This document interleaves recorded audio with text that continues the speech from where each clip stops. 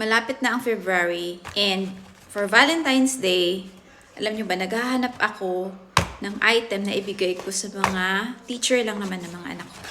So, ito yung mai-recommend ko. Instead of buying flowers, bears, chocolate, para maiba naman.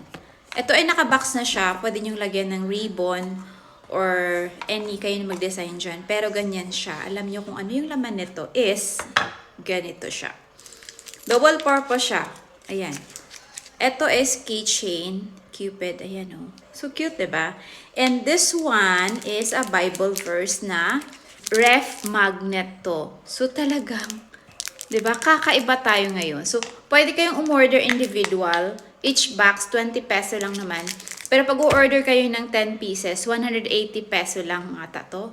Yeah, very cheap lang. Pwede nyo din tong ibenta kung gusto nyo. And iba-iba yung Bible verse dito. Oh, ito iba. Oh, pero parehong keychain lang siya. Diba ang cute-cute niya?